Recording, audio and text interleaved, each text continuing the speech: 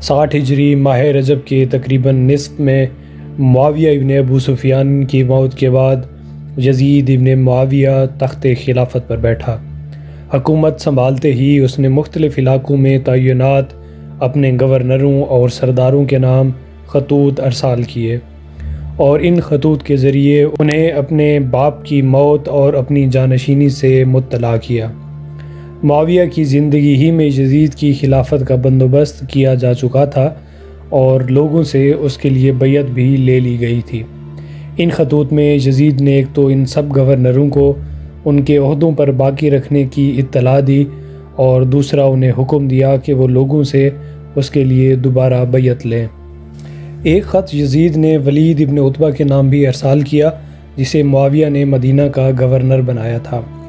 البتہ اس خط کے ساتھ علیحدہ سے ایک مختصر رکہ بھی تحریر کیا جس میں خاص طور پر ان 3 معروف شخصیات سے بیعت لینے کی تاکید کی گئی تھی جنہوں نے معاویہ کے زمانے میں یزید کی بیعت کرنے سے انکار کر دیا تھا۔ اس رکہ میں تحریر تھا: حسین ابن علی، عبداللہ ابن عمر اور عبداللہ ابن زبیر پر سختی کرو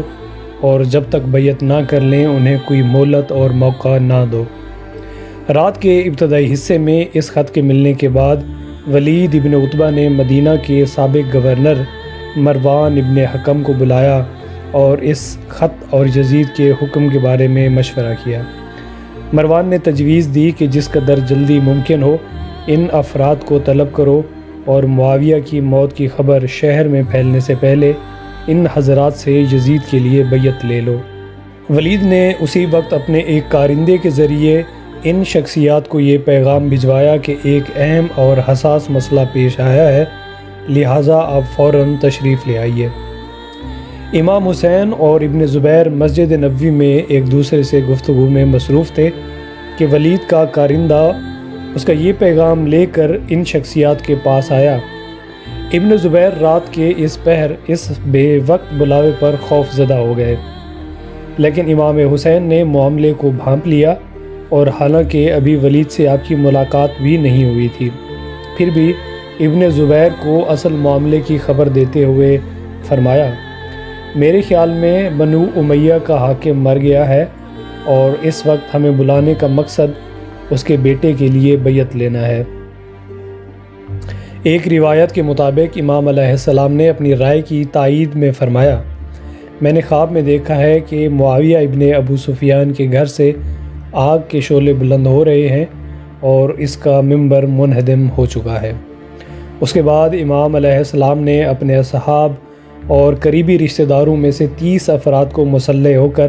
اپنے ساتھ چلنے کا حکم دیا اور انہیں ہدایت کی کہ دربار کے باہر تیار کھڑے رہیں اور جو ہی ضرورت پیش آئے مدد کے لیے اندر آ جائیں۔ جیسا کہ امام حسین علیہ السلام پیش گوئی فرما چکے تھے، ولید ابن عتبہ نے معاویہ کی موت کی اطلاع دی اور امام کے سامنے یزید کی بیعت کا معاملہ پیش کیا۔ امام حسین نے جواب دیا: مجھ جیسے شخص کے لیے غیر اعلانیہ طور پر بیعت کرنا مناسب نہیں اور تم بھی ایسی بیعت پر راضی نہیں ہوگے، اور کیونکہ تم مدینے کے تمام افراد کو تجدید بیعت کی دعوت دے ہی رہے ہو،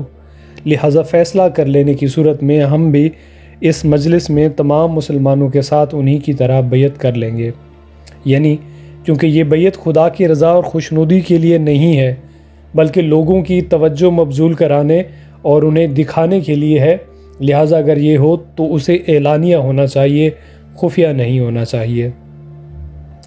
ولید نے امام کی بات سے اتفاق کیا اور رات کے اس پہر بیعت لینے پر اصرار نہ کیا۔ امام حسین علیہ السلام واپسی کے لیے اٹھنے لگے تو مروان بن حکم نے، جو اس مجلس میں موجود تھا، ولید کو اشارے سے یہ بات سمجھائی کہ اگر رات کے اس وقت خاموشی سے حسین ابن علی سے بیعت نہ لے سکے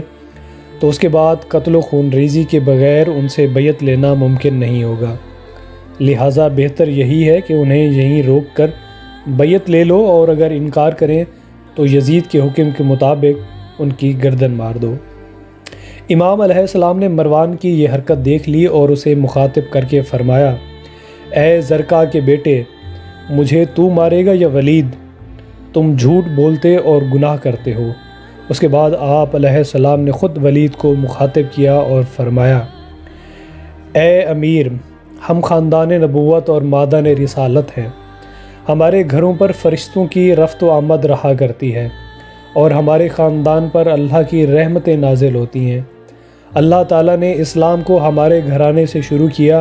اور آخر تک ہمیشہ ہمارا گھرانہ اسلام کے ہمراہ رہے گا۔ لیکن یزید، جس کی بیعت کی تم مجھ سے توقع کر رہے ہو، اس کا کردار یہ ہے کہ وہ شراب خور ہے، بے گناہ افراد کا قاتل ہے۔ اس نے اللہ تعالیٰ کے احکام کو پامال کیا اور برسر عام فسق و فجور کا مرتکب ہوتا ہے۔ مجھ جیسا شخص کسی صورت اس جیسے شخص کی بیعت نہیں کرے گا۔ اب ہم اور تم دونوں آنے والے وقت کا انتظار کرتے ہیں اور دیکھتے ہیں کہ ہم میں سے کون خلافت اور بیعت کا زیادہ مستحق ہے۔ دوران گفتگو اٹھنے والا شور و غل سن کر امام کے ہمراہ آنے والے افراد نے خطرہ محسوس کیا اور ان میں سے کچھ افراد ولید کے دربار میں داخل ہو گئے، اور اس طرح امام حسین یزید ابن معاویہ کی بیعت یا اس موضوع پر کسی بھی قسم کی ساز باز کے سلسلے میں ولید کی امیدوں پر پانی پھیر دینے والی یہ گفتگو کر کے واپس تشریف لے گئے۔